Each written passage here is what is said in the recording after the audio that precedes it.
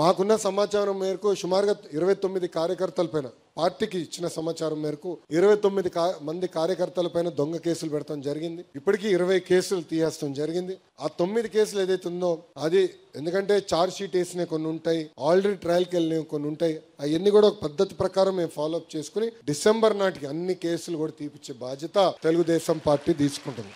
గతంలో పనిచేసినప్పుడు ఉపాధి హామీ కానీ అన్ని బిల్స్ పెండింగ్ ఉన్నాయి. దాదాపు 90% మనం క్లియర్ అయింది. 10% పెండింగ్ ఉంది. పెండింగ్ కూడా ఎందుకుందో 2 విషయాలు ప్రధానంగా. దాంట్లో కొన్ని వర్కులు చేసిన వర్కులు ప్రీ క్లోజ్ అయిపోయినాయి, పనులు అవసరం లేదని కేంద్ర ప్రభుత్వానికి వాళ్ళు లేఖ రాసి గల అది లాక్ చేస్తారు. సో పేమెంట్ చేయలేకపోతున్నాం. కేంద్ర మంత్రి గారితో స్వయంగా బాబు గారు మాట్లాడారు. దానికి ఒక విధానం ఎతికి దాన్ని ఎట్లా చేయాలని దానిపైన కొంత వర్కౌట్ చేస్తున్నాం. రెండోది విజిలెన్స్ పెట్టి చేసిన మంచి పనులు కూడా 10%, 15%, 20% హోల్డ్ చేశారు. ఆ విజిలెన్స్ ఎంక్వైరీ పూర్తి చేస్తున్నాం, చేసి ఆ డబ్బులు తిరిగి ఇప్పించే బాధ్యత కూడా మేము తీసుకుంటామని ఈ సభాముఖంగా కార్యకర్తలందరికీ నేను హామీ ఇస్తూ ఈ రోజు మనం గెలిచాం.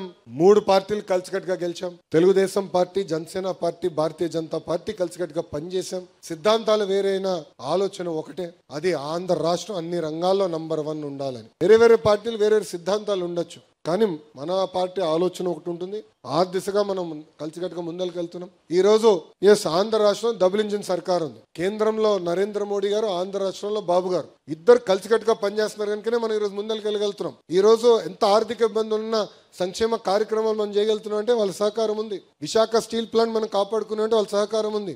రైల్వే జోన్ వచ్చిందంటే వాళ్ళ సహకారం ఉంది. రేపు కర్నూలులో ఏకంగా మనకి హైకోర్టు బెంచ్ వస్తుంది, దాని కూడా కేంద్ర ప్రభుత్వ సహకారం ఉంది. అంటే ఆంధ్రులు కోరిన అన్ని కోరికలు ఈరోజు పద్ధతి ప్రకారం నరేంద్ర మోడీ గారు తీర్చుకుంటూ వస్తున్నారు. అందుకే మన యోగా డేకి నేను వస్తానంటే ఒక పట్టుదలతో, ఒక కమిట్మెంట్తో వాళ్ళు అడగపోయినా ఒక రికార్డ్ సాధించాలని 3 లక్షల మందితో ఒక రికార్డ్ సాధించి గౌరవ ప్రధానమంత్రి గారికి ఒక కానుకగా మనందరం అందజేశాం.